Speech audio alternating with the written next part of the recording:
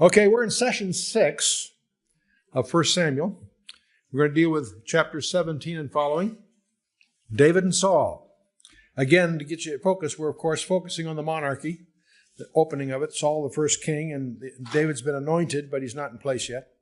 We're, as you realize, I think that 1 Samuel deals with the up through end of Saul. It closes with the death of Saul. 2 Samuel will deal with the career of David.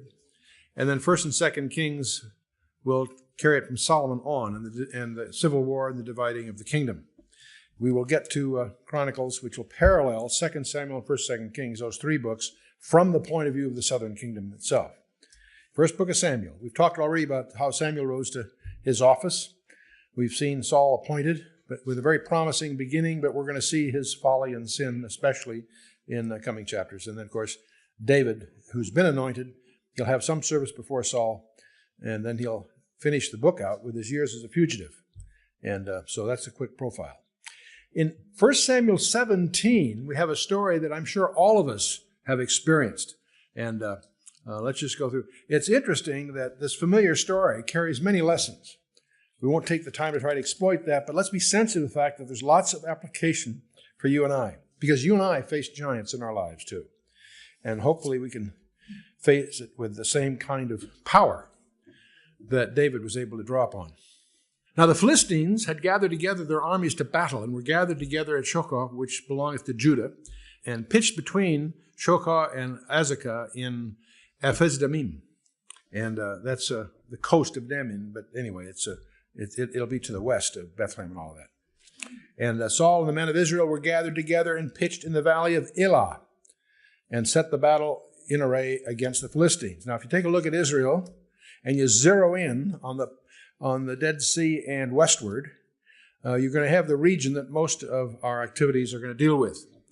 If you go just west of Bethlehem, you find the valley of Elah, just a little bit south of southwest of Jerusalem, and that's where this whole episode this drama is going to take place.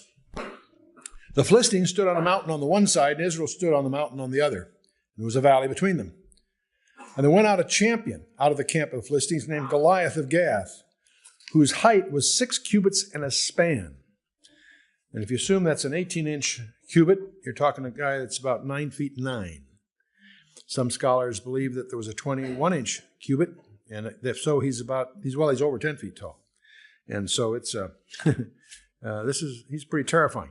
The two armies apparently intimidate each other anyway, so this whole idea of having a champion go out and settle the day was the proposal. And so obviously the Philistines surfaced this giant, and we're going to talk a little bit more about him. He's their great champion. And can you imagine how terrifying that would be? Here's a professional, a guy's been a trained warrior all his life, who's literally about 10 feet tall. Who's going to take him on? And now, if Saul had really been walking in the Spirit, he would have claimed Deuteronomy 20 or whatever and taken him on. But when people are out of fellowship with God, they can only lead into defeat. And that was Saul's pattern. He had a helmet of brass upon his head, and he was armed with a coat of mail, and the weight of the coat was 5,000 shekels of brass. That's about 125 pounds. You can figure about 40 shekels per pound. And but when they say brass, it's really what you and I would call bronze. But nevertheless, an armor of this kind, by the way, is found in the the Syrian sculptures. Apart from the javelin, all of his defensive armor was bronze, and those that were for attack were of iron. And the iron, as I mentioned before, those of us who remember our study from Judges, was a unique proprietary technology of the Philistines, at least in that region. And he had greaves of brass or bronze upon his legs and a target of brass between his shoulders. A target or gorget. It's a piece of armor protecting the throat, sort of an ornamental collar typically, covering the throat and sometimes part of the shoulders. The staff of his spear was like a weaver's beam, and his spear's head weighed 600 shekels of Ireland, or about 15 pounds, just the tip. Can you imagine? And one bearing a shield went before him. So this is what they're facing. Can you imagine volunteering to face this guy on behalf of your constituency? Terrifying stuff. And he stood and he cried unto the armies of Israel and said unto them, Why are ye come out to set your battle in array? Am I not a Philistine, and ye servants to Saul? Choose you a man for you, and let him come down to me.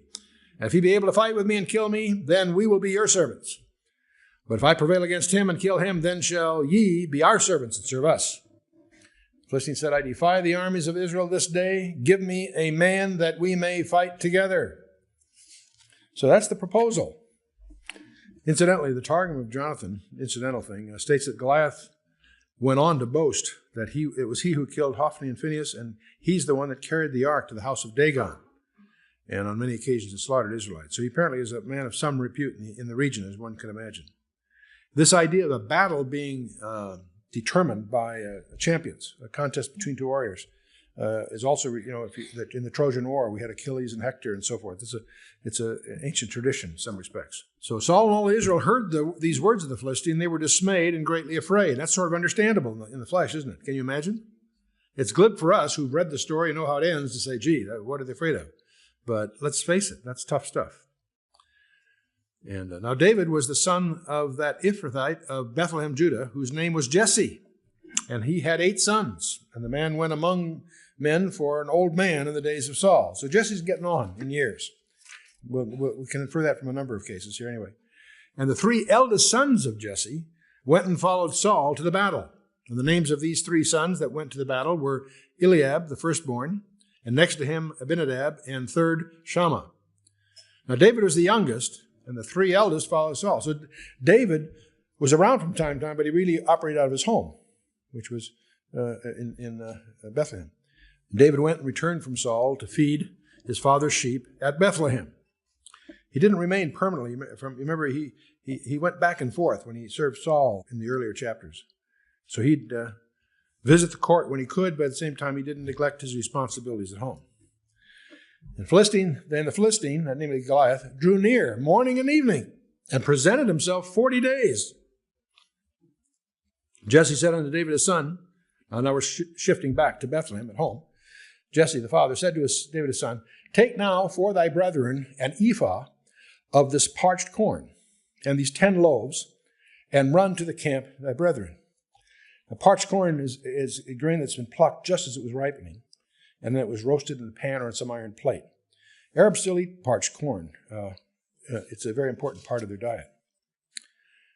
And carry these 10 cheeses unto the captain of their 1,000, and look how thy brethren fare, and take their pledge. Take their pledge. In other words, really bring back home some evidence that you've completed your mission. That's really what's implied there. So now Saul and they and all the men of Israel were in the valley of Elah fighting with the Philistines. And David rose up early in the morning, left the sheep with the keeper, and went as Jesse had commanded him. He came to the trench as the host was going forth to fight, and shouted for the battle.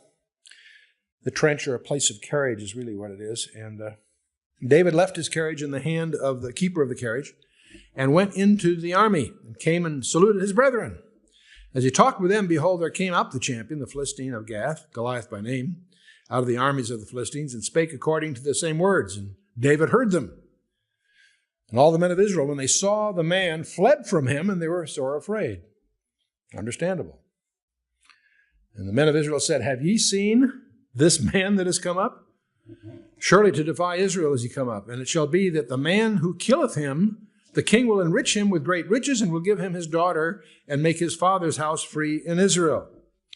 In other words, that he will not only get great riches, he will get the king's daughter to wed, and he will be his house free, which means that the family would be free of any forced labor or any contributions to the crown. Now, he gets a tax-free status, so to speak. So that's the incentive. Obviously, Saul is hoping someone will rise to this occasion. David spake to the men that stood by him, saying, What shall be done to the man that killeth this Philistine and taketh away the reproach from Israel? For who is this uncircumcised Philistine that he should defy the armies of the living God? As they say in the Marine Corps sometimes, there's always a few percent that don't get the word, No, David's attitude is, come on, guys, what's going on here? And the people answered him after this manner, saying, So shall it be done to the man that killeth him. In other words, they relate to David what the prize will be if you kill him. And Eliab, his eldest brother, this is the firstborn of Jesse's sons, heard when he spake unto the men, and Eliab's anger was kindled against David. And he said, Why camest thou down hither? And with whom hast thou left those few sheep in the wilderness? I know thy pride and the naughtiness of thine heart, for thou art come down that thou mightest see the battle. So his brothers are picking on him. Do you sense a parallel, by the way? Do you remember a guy by the name of Joseph, whose brothers resented him and were envious and so forth? There's a very, very similar parallel here. And of course, Satan always surfaces people that will say it can't be done. I assume you've run into some of those. Now, I might mention that Eliab was probably unaware that Samuel had anointed David to ultimately be king. In fact, that whole procedure may have been interpreted by his brothers as simply Samuel anointing David for service with Samuel. They may not have realized the implications of that event that occurred earlier. David said, What have I now done? Is there not a cause? And he turned from him toward another and spake after the same manner. And the people answered him again after the former manner. When the words were heard which David spake, they rehearsed them before Saul, and he sent for him. David said to Saul, here's David, this young kid, is now up before the king. David said to Saul, Let no man's heart fail because of him. Thy servant will go and fight with this Philistine. This kid's don't let anybody get panicked. I'll go. You can only imagine Saul's reaction, Saul said to David, Thou art not able to go against this Philistine to fight with him, for thou art but a youth, and he a man of war from his youth. David said to Saul, Thy servant kept his father's sheep, and there came a lion and a bear, and took a lamb out of the flock. And I went out after him, and smote him, and delivered out of his mouth. And when he arose against me, I caught him by his beard, and smote him, and slew him. Thy servant slew both the lion and the bear, and this uncircumcised Philistine shall be as one of them, seeing he hath defied the armies of the living God. It's interesting to see David's perspective. David, he's fearless. In fact, I'll show you in a few minutes how fearless he really was. He was far more fearless than most people have any idea. And he was quite knowledgeable, as you'll find out shortly. By the way, the Syrian bear was regarded as especially ferocious and appears to be more dreaded than the lion was. But in any case, that was in David's history, who he recounts it for the king. God tested David privately earlier with the lion and the bear. Now he's going to test him openly before the armies of Israel with this giant. And, if we're faithful in our small private battles, they often are preludes to being publicly tested. Too often, God's people faint at the earlier tests and never get a chance at the big battles that are to come. David said, Moreover, the Lord that delivered me out of the paw of the lion, knows who gets the credit. David's not really taking credit personally. Moreover, the Lord that delivered me out of the paw of the lion and out of the paw of the bear, he will deliver me out of the hand of this Philistine. And Saul said unto David, Go, and the Lord be with thee. And Saul armed David with his armor. Now, that's a very strange thing, because Saul was a tall guy. Remember, he stood head and shoulders above all the rest of Israel at one time, apparently. David would have to be about his size to use his armor, at least come close. So David, you always picture him as a small youth. He might have been, who knows, 20, I don't know. Saul armed David with his armor, and he put a helmet of brass on his head, and also he armed him with a coat of mail. David girded his sword upon his armor, and he essayed it to go, but for he had not proved it. David said to Saul, I cannot go with these, for I have not proved them. And David put them off him. How interesting it is. It may sound good, but he hadn't been trained. He hadn't been practiced with that. So he took what he was familiar with. He took a staff in his hand. He chose him 5 smooth stones out of the brook and put them in a shepherd's bag, which he had, even in a script, and his sling was in his hand, and he drew near to the Philistine. A little background here. I personally suspect that David was taught how to use a sling by the Benjamites. The tribe of Benjamin is right adjacent to that part of that tribe of Judah. And it's very likely that David watched them practice. And if you may recall from our study in Judges 20, the Benjamites were famous for being able to hit a guy within a hairbreadth with their sling. They were experts. That featured very importantly in a number of the discussions we had in the book of Judges. And it's my suspicion that David, he certainly was very skilled with it, and he may have gotten that skill from the Benjamites. But there's another thing here that it always fascinates me, that most people who know this story don't pay attention to verse 40. How many stones did David pick out as he crossed the brook? He took 5. How many did he need, ultimately, for Goliath? 1. If he missed with the first one, he was over. He had to make that first one count. Well, what do you have the other 4 for? When you get to 2 Samuel, you'll discover that Goliath had 4 brothers. He was ready for all 5. That gives you a glimpse into this kid. Goliath was just the first. 2 Samuel 21, you'll discover the Goliath's 4 brothers get nailed by David's mighty men. You'll discover Ishbi-benob, Soph, and Lami, and there's one other we don't know the name of. In fact, Lami is there recorded as the brother of Goliath, but in 1 Chronicles 20, verse 5, his name is given. And so the point is that the giant, the father, had 5 of these offspring. And what we know about them is that they were sons of, what they're called sons of Anak. Anak was one of the giants. Remember, Og up in the Bashan was the king of the giants. You find this word giant translated all through the Old Testament. The word is often the translation for the Nephilim or the Rephaim, but they're translated giants. They happen to be giants, but that's not perhaps the most distinguishing feature, because they also had 6 fingers and 6 toes. These were strange creatures. And they're called the Rephaim, and they're also called the Nephilim. And to really understand this, you've got to get into Genesis chapter 6 and understand who the Nephilim really were, and understand that they weren't restricted to just before the flood. The flood was sent to wipe them out, because Satan's approach was to corrupt the genealogy of humankind. That's what the flood was sent. The shenanigans that brought those about occurred also after that, Genesis 6 verse 4 tells us. And you'll find all through the Old Testament the giants mentioned, Og, the king of the giants. And sometimes they're called the Rephaim. That word is sometimes translated giant. It's sometimes translated dead, the walking dead. They were known to the Moabites as the Emim, these tribes, and to Ammonites as the Zamzummim, Deuteronomy 2. If you're sensitive to this and do your homework, you'll discover they pervade the Old Testament. It's very important to understand that these were strange creatures. They weren't just large and oversized. The words that are used here are translated giants and dead and so forth. There's a strange passage in Isaiah 26, which implies they're not eligible for resurrection. Christ never became a Nephilim and died for them. Different breed. Spooky stuff. Don't want to get into it all here. We take the classic, what's called the angel view of Genesis 6, which the ancient rabbis held and what the early church held up until the 5th century. It's tragically not taught in seminaries anymore, but it's the one that unquestionably we feel is portrayed in Scripture and is very relevant to your understanding of the Old Testament as well as some very important prophetic passages. So I'll leave that as a project for you to go on. But meanwhile, the Philistine came on and drew near to David, and the man that bare the shield went before him. And when the Philistine looked about and saw David, he disdained him, for he was but a youth and ruddy of fair countenance. The Philistine said to David, "Am I a dog that thou comest to me with staves?" And the Philistine cursed David by his gods. And the Philistine said to David, "Come to me, and I will give I'll give thy flesh to the fowls of the air and to the beasts of the field." And they said David to the Philistines, "Thou comest to me with a sword and with a spear and with a shield, but I come to thee in the name of the Lord of hosts, the God of the armies of Israel, whom thou hast defied.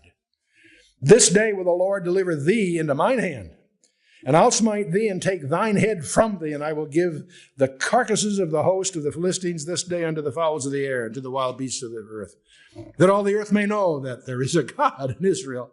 Boy, this is quite a kid. "And all this assembly shall know that the Lord saveth not with the sword and spear.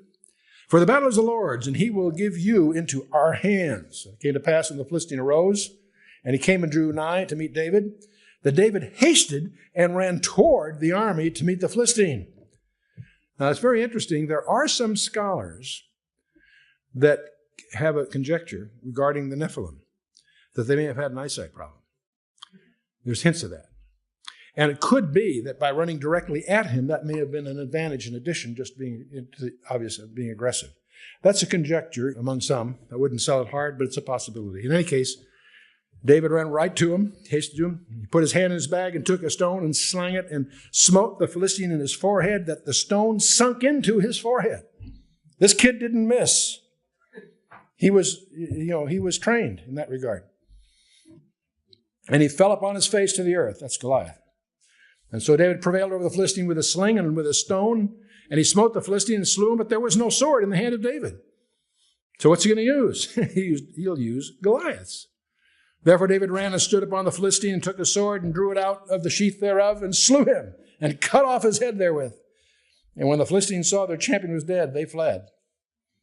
Gustave Doré, who was an artist in the middle 19th century, has a lot of illustrations. Obviously, this is much portrayed in art. I just have thrown this in here because it's one person's view of the occasion. And the men of Israel and of Judah arose and shouted and pursued the Philistines until thou come to the valley and to the gates of Ekron. And the wounded of the Philistines fell down by the way to Sherim and even unto Gath and unto Ekron. And the children of Israel returned from chasing after the Philistines, and they spoiled their tents. And David took the head of the Philistine and brought it to Jerusalem. And he put his armor in his tent. And when Saul saw David go forth against the Philistines, he said to Abner, the captain of the host, Abner, whose son is this youth? And Abner said, as thy soul liveth, O king, I cannot tell. The king said, inquire thou whose son this stripling is. This is a passage that caused a lot of confusion. A lot of people wonder, gee, how could Saul not recognize the kid? That may not be the issue here. First of all, David's previous commerce with Saul was intermittent, and not alone. There are lots of others that were probably in sort of that category. But that's not the point. The real point is here, he may know who David was. He didn't know. He wants to know, this kid's now going to be subject, he's going to be a son-in-law. He wants to understand his background, his connection, his family. So he's really asking not who is the kid, whose son is he? Inquire whose son the stripling is. And David returned from the slaughter of the Philistines. Abner took him and brought him before Saul with the head of the Philistine in his hand. Hey, look what I got. Saul said to him, whose son art thou, thou young man? David answered, I am the son of thy servant Jesse, the Bethlehemite. And that's the end of that chapter 17. Now, the subsequent chapters are going to deal with David's activities in the court of Saul. But by the way, not to build a big case out of this, but you might reflect on some of this, David is, in a sense, a picture of Jesus Christ. David's name means beloved, and of course Christ was God's beloved son. Both were born in Bethlehem. Both were rejected by their brethren. And of course, when David became king, his brethren received him. Just like Joseph's brothers ultimately discovered him. And after the initial rejection, the Jews will discover Christ. And that parallel is very real. So David was anointed king long before he reigned. And of course, Christ is king now, but he will not reign on the earth until Satan is dealt with. Now, King Saul, in a sense, can be viewed as a type of Satan in this age. Rejected and defeated, yet permitted to reign until David's ready for the throne. And Satan's permitted to persecute God's people, and yet one day he too will be dealt with. Just as David was sent by his father to the battlefield, so Christ was sent by his father to this world. And Goliath can be seen as representing Satan's pride and power. You can read Luke 11, 14 through 23, and as you put that in your notes to check into, Satan's the strong man guarding his goods as the people under his control. Christ is the stronger one that overcomes him in that parable, and so on. So Christ invaded Satan's kingdom. He's going to take his armor and now dividing his spoils by saving lost souls and making them children of God. And that's what, in a sense, David did that day. Just like Christ, David had his victory. We don't fight for victory, we fight from victory. The victory was at the cross. Be of good cheer, Jesus said. I have overcome the world. Okay, we're in chapter 18, David and Saul's court. It came to pass, when he had made an end of speaking unto Saul, that the soul of Jonathan was knit with the soul of David, and Jonathan loved him as his own soul. I remember I was taking one of my early tours to Israel, and we had a wonderful tour, but near the end we had a campfire by the sea, and we were all just sharing what things meant for you, and everybody was sharing what the trip had meant to them. Well, I had discovered on this trip there was a guy that had signed on with the trip that turned out to be a very well-known Bible teacher. And we just had a wonderful friendship. And near the end, I said, well, what was your purpose? He said, I just attended to my knitting. And he used this verse. because our souls were knit together. That was what he was saying. I'll never forget. I always remember that when I see this. And it was it's the same word, by the way, in the Hebrew. In Genesis 44:30, he expressed Jacob's love for Benjamin. Remember Jacob's the youngest son. Benjamin, same term is used. But Jonathan loved him as his own soul. Now, Jonathan had every reason to resent David because David hadn't come along. The dynasty was his. He would have been the next king. But he's not jealous. He loves David, and he really helps him. You're going to see they become bonded. They're real soulmates. And Saul took him that day and would let him go no more home to his father's house. That is David. And Jonathan and David made a covenant because he loved him as his own soul. Jonathan stripped himself of the robe that was upon him and gave it to David, and his garments, even his sword, and to his bow, and to his girdle. He stripped himself of his own royal regalia and gave it to David. This is, in effect, probably in recognition of David's divine election to be king. There's other examples of this kind of thing in classical literature, but I'll just keep moving on. David went out whithersoever Saul sent him and behaved himself wisely. And Saul set him over the men of war. He was even on top of Saul's personal bodyguard, at least at this point. And he was accepted in the sight of all the people, and also in the sight of Saul's servants. So David was popular. Everybody liked him. It came to pass, as they came, when David was returned from the slaughter of the Philistine, that women came out of all the cities of Israel singing and dancing to meet King Saul with tabrets and with joy and with instruments of music. The women answered one another as they played and said, Saul hath slain his thousands and David his 10,000s. That didn't sit too well with Saul, of course. That didn't sit well with him at all. Saul was very wroth, and the saying displeased him. He said, they have ascribed unto David 10,000s, and to me they have ascribed but thousands. And what can he have more but the kingdom? And Saul eyed David from that day on. So now David's in trouble. Proverbs 27:21.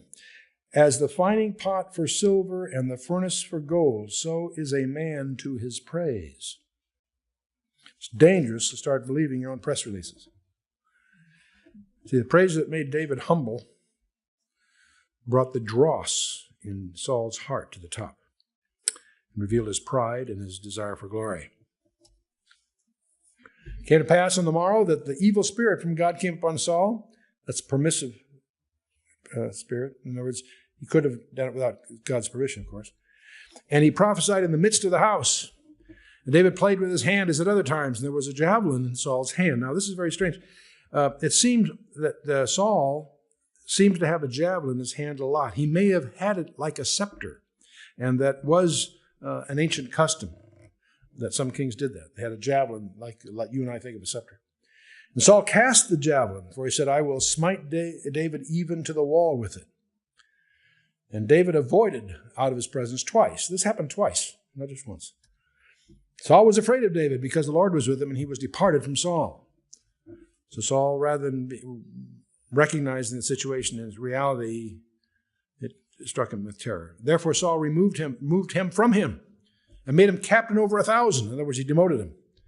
And he went out and came out and in before the people. And David behaved himself wisely in all his ways, and the Lord was with him. Wherefore, when Saul saw that he behaved himself very wisely, he was afraid of him. And all Israel and Judah loved David because he went out and came in before them. He's a man of the people, in other words. And Saul said to David, Behold, my elder daughter Merab, her will I give thee to wife. Only be thou valiant for me and fight the Lord's battles. For Saul said, Let not mine hand be upon him, but let the hand of the Philistines be upon him. In other words, Saul's hoping that being in combat, that David would get nailed. David said to Saul, Who am I? And what is my life or my father's family in Israel, that I should be a son-in-law of the king? So there's David's humility is right out there in front. But it came to pass at the time when Merab, Saul's daughter, should have been given to David, that she was given to Adriel, the Meholathite, to wife. So Saul didn't keep his promise. This gal was given to another. And Michal, Saul's daughter, that's another daughter he had, loved David. And they told Saul, and the thing pleased him, because he sees this, you see, as an opportunity. And Saul said, I will give him her, that she may be a snare to him, and that the hand of the Philistines may be against him.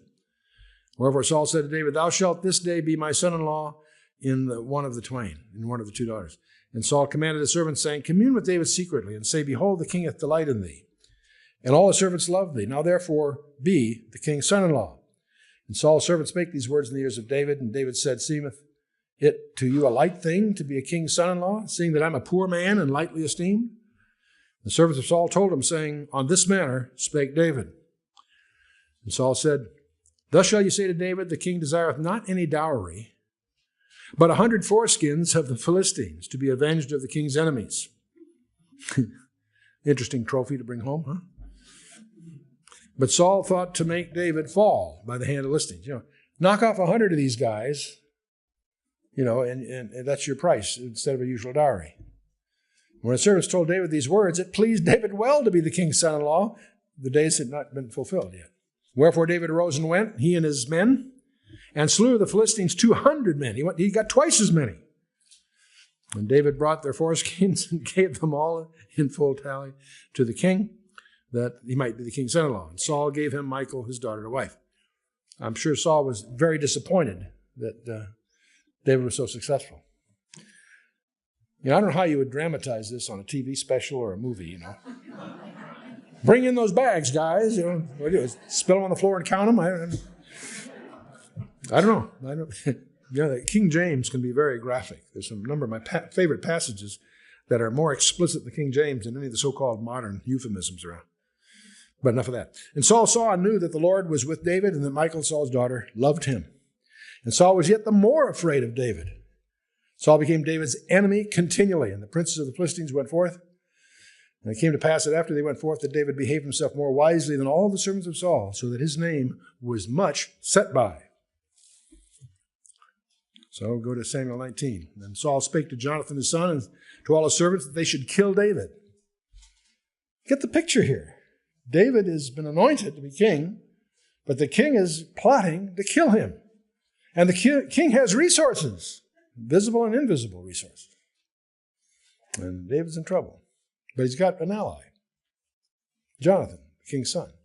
Jonathan, Saul's son, delighted much in David. And Jonathan told David, saying, Saul, my father, seeketh to kill thee.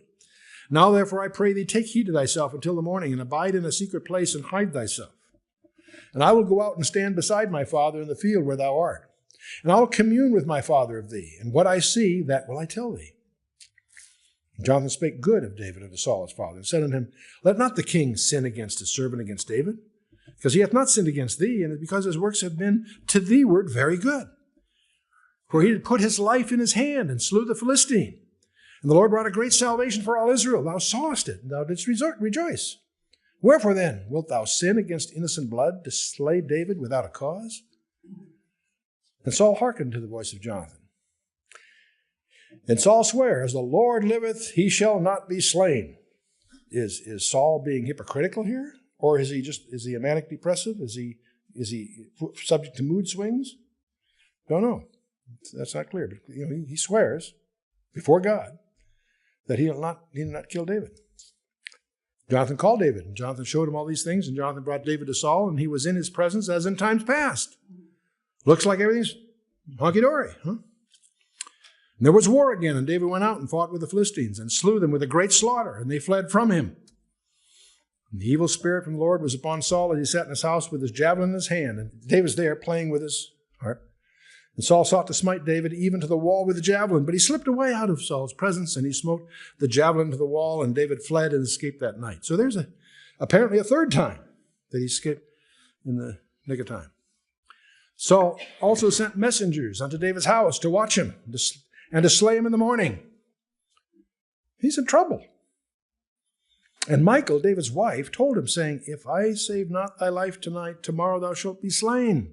So Michal let David down through a window, and he went and fled and escaped. Now, it's also very reminiscent, this whole episode, very reminiscent of, remember Rahab at Jericho, and also you may remember Saul, who was called Paul later, was led out of Damascus the same way. It's possible that her window was strategically placed on a wall or something. Anyway, he slipped out and escaped. Michal then takes an image, an idol, by the way, a teraphim, and laid it in the bed and put a pillow of goat's hair for his bolster and covered it with a cloth. You know, it's interesting. She's helping him right now, but their marriage is not a happy one, because later on, when David's in exile, the next few chapters, Michal is going to be given by Saul to another man. That's in chapter 25. But David will get her back when he starts reigning as king at Hebron. Her attitude toward David, though, leads to a total separation later, so it was not a happy relationship, downstream. But now there's another interesting aspect to this ruse here. By the way, the reason she has an idol, which is a no-no, according to Mosaic Judaism, but she was barren, and that may be one of the reasons that she has a teraphim in secret because of her barrenness. Now Josephus relates that Michal placed a still-moving goat liver in the bed to make the messengers believe that there's breathing, because it can still throb for a while. And that's Josephus recounts that, just to add a little color to things. Can you imagine? So if you're ever going to, sneak out at night and put something in your bed, you might consider just putting a goat's liver in there. So, okay. I've never tried it, but, Josephus, I don't know. Yeah, okay. So anyway, the idea is to make it look like David's sick in bed is the whole point. And so when Saul sent his message to take David, she said, he is sick. Saul sent the message again to see David, saying, bring him to me in the bed that I may slay him. Saul's upset. And when the messengers were come in, behold, there was an image in the bed with a pillow of goat's hair for his bolster. And Saul said to Michal, why hast thou deceived me so and sent away mine enemy, that he has escaped? Michal answered and said, he said unto me, let me go, why should I kill thee? In other words, she tries to make it look like, David threatened her life. That's why she did this. So David fled and escaped and came to Samuel at Ramah and told him all that Samuel had done in him, and he and Samuel went and dwelt in Naioth. Now the word Naioth refers to some special dwellings. That Ramah was Samuel's hometown. And this is also where there are allusions here, like it's a school, that this is where Samuel had a school for the prophets. We don't know a lot about it. It's only alluded to from time to time.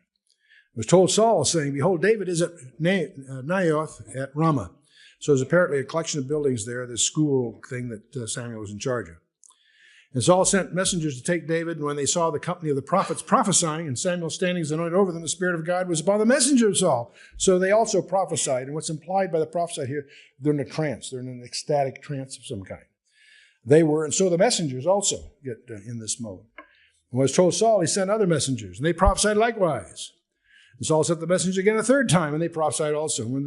When he also went to Ramah and came to a great well that is in Seku, and asked and said, where are Samuel and David? And one said, behold, they be at Naioth at Ramah. And he went thither to Naioth and Ramah, and the Spirit of God was upon him also. In other words, upon Saul. And he went on and prophesied until he came to Naioth and Ramah. And he stripped off his clothes also and prophesied before Samuel in like manner. Lay down naked all that day and all that night. Wherefore they say, is Saul also among the prophets? Because he also got involved in this ecstatic thing. So now this starts really David fleeing into exile. David fled from Naioth and Ramah and came and said before Jonathan, what have I done? What is mine iniquity? What is my sin before thy father? They seeketh my life. He said unto him, God forbid thou shalt not die. Behold, my father will do nothing, either great or small, but he will show it to me. And why should my father hide this thing from me? It is not so. Jonathan can't really believe that Saul is really doing all this. David sware moreover and said, thy father certainly knoweth that I have found grace in thine eyes. And he saith, let not Jonathan know this, lest he be grieved. But truly as the Lord liveth, as thy soul liveth, there is but a step between me and death. And the Hebrew commentators say about that step is really referring to the fact that he took a step to duck the javelin. That's really what's implied by the language here.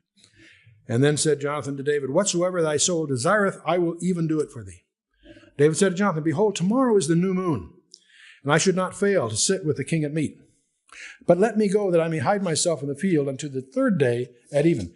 See, at the new moon, every month, the new moon was marked the month, and there was always a feast each time. And the feast was ceremonially prescribed. You'll find it in 2 Kings 4, Isaiah 1, 13, Amos 8, 5. It's one of the main festivals. It's not just a religious festival. It's also, as in Numbers 10 and 28 with detail, it's also a civil festival. And since David was a member of the royal household, in effect, he was expected to be there at the noon new moon sacrificial meal. So if thy father at all miss me, say, David earnestly asked me to leave that he might run to Bethlehem, his city, for there is a yearly sacrifice there for all the family. And if he say thus, it is well, thy servant shall have peace. But if he be very wroth, then be sure that evil is determined by him. This is sort of a sign that David's seeking. Therefore thou shalt deal kindly with thy servant, for thou hast brought thy servant into a covenant of the Lord with thee. Notwithstanding, if there be in me iniquity, slay me thyself. For why shouldest thou bring me to thy father? Jonathan said, far be it from thee. For if I knew certainly that evil were determined by my father to come upon thee, then would I not tell thee? And then said David to Jonathan, who shall tell me? And what if thy father answer thee roughly? Jonathan said unto David, come and let us go out in the field. And they went out, both of them, into the field. They set up a code here, in effect. Jonathan said unto David, O Lord God of Israel, when I have sounded my father out tomorrow at any time, or on the third day, behold, if there be good toward David, then I shall send not for thee and show it thee. The Lord do so, and much more to Jonathan. But if it please my father do thee evil, then I will show it thee and send thee away, that thou mayest go in peace. And the Lord be with thee as he hath been with my father. Thou shalt not only while yet I live show me kindness of the Lord, that I die not. What he's talking about here is that when David gets to be king, he's asking that he and his progeny get protected by the king for this commitment.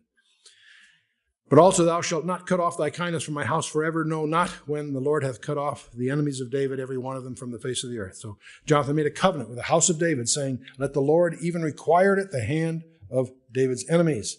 And Jonathan caused David to swear again because he loved him, for he loved him as he loved his own soul. And then Jonathan said to David, tomorrow is the new moon, and thou shalt be missed because thy seat will be empty. And when thou hast stayed 3 days, then thou shalt go down quickly and come to the place where thou didst hide thyself when the business was in hand, and thou shalt remain by the stone Ezel. And I will shoot 3 arrows on the side thereof, as though I shot at a mark. And behold, I will send a lad, saying, go find out the arrows. And if I expressly say to the lad, behold, the arrows are on this side of thee, take them and come thou, for there is peace to thee and no hurt, as the Lord liveth. But if I say thus to the young man, behold, the arrows are beyond thee, go thy way, for the Lord hath sent thee away. So that's the code that they've set up in effect. As touching the matter which thou and I have spoken of, behold, the Lord be between thee and me forever. So David hid himself in the field, and when the new moon was come, the king sat him down to eat meat, and the king sat upon his seat, as at other times, even upon the seat by the wall. And Jonathan arose, and Abner by Saul's side, and David's place was empty. Abner is the king of the head of the army, and so that it was obvious because of the protocol, the seating, that David's seat was conspicuous in that it was empty. Nevertheless, Saul spake not anything that day, for he thought something hath befallen him. He is not clean. Surely he is not clean. In other words, he would have to be ceremonially clean in order to participate in this dinner. But see, that uncleanness would expire at sunset. So even if that was an excuse for the first day, it wouldn't pertain to the second and third day. See, it came to pass on the morrow, which was the second day of the month, that David's place was empty. And Saul said unto Jonathan's son, wherefore cometh not the son of Jesse to meat, neither yesterday nor today? And Jonathan answered Saul, David earnestly asked leave of me to go to Bethlehem. He said, let me go, I pray thee, for our family hath a sacrifice in the city, and my brother, he hath commanded me to be there. And now if I have found favor in thine eyes, let me get away, I pray thee, and see my brethren. Therefore he cometh not unto the king's table. Well, then Saul's anger was kindled against Jonathan. See, Jonathan's risking his own life here, in effect, with these stories. His anger was kindled against Jonathan. He said unto him, thou son of perverse rebellious woman, do not I know that thou hast chosen the son of Jesse to thine own confusion, and unto the confusion of thy mother's nakedness? He's even accusing Jonathan of having doubtful heritage here. For as long as the son of Jesse liveth upon the ground, thou shalt not be established, nor thy kingdom.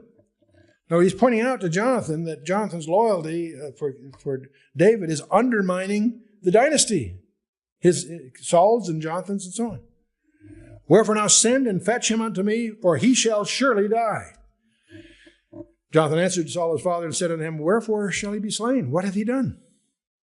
And Saul cast a javelin at him to smite him, whereby Jonathan knew that it was determined of his father to slay David. Man, Saul has thrown a lot of javelins. So Jonathan rose from the table in fierce anger and did eat no meat the second day of the month. He was grieved for David because his father had done him shame. It came to pass in the morning that Jonathan went out into the field at the time appointed with David with a little lad with him. And he said to his lad, "Run, find out now the arrows which I shoot." As the lad ran, he shot an arrow beyond him. When the lad was come to the place of the arrow which Jonathan had shot, Jonathan cried after the lad and said, "Is not the arrow beyond thee?" That's the code, see? Jonathan cried after the lad, "Make speed, haste, stay not." He's not talking to the lad, he's talking to David, who's hiding there. Jonathan's lad gathered up the arrows and came to his master. But the lad knew not anything, only Jonathan and David knew the matter. And Jonathan gave his artillery unto his lad and said to them, "Go, carry them to the city." And as soon as the lad was gone, David arose out of the place toward the south and fell on his face to the ground and bowed himself 3 times. They kissed, because he's honoring Jonathan, because he's still the son of the king, so he's the prince. They kissed one another and wept one another until David exceeded. And Jonathan said to David, "Go in peace, for as much as we have sworn both of us in the name of the Lord, saying, the Lord be between me and thee, and between my seed and thy seed forever." And he arose and departed, and Jonathan went into the city. So we're seeing the sunset on Saul. He had early promise, as we noticed. He was strikingly physical, had physical superiority. Originally, Saul was modest, direct, and generous, but his pride gets away from him. He starts with irreverent presumption, willful impatience. You remember that? Finally, disobedience and deceit over Agag with Samuel and all that. He didn't destroy the Amalekites. That's a key thing. And he's going to have his climax in the session after next with the witch at Endor. Very spooky story. In our next session, we're going to explore a series of chapters that with David fleeing as a fugitive, David in exile. And a number of interesting episodes occur in that session. And following all of that, in the final session, which will be the session after next, Samuel will have died by then. Saul is in panic because Samuel was his only friend. And he resorts to consorting with a medium. That's a strange story because Samuel shows up at that seance. And boy, does that raise some questions that we'll be talking about when we get there. They're very appropriate for our Halloween season. And that will conclude Samuel. The book of 1 Samuel, which is primarily focusing on the career of Saul. And 2 Samuel will deal with the rise of David as a king. Let's stand for a closing word of prayer. Well, Father, we thank you for your word. We thank you for the example of David, how we thrill at his courage and conviction and his confidence, not in his own skills, but in the God of Israel. What an example he gives all of us, because we all encounter our giants, those things that we think we can't overcome. And yet, Father, help us to understand that you have overcome the world.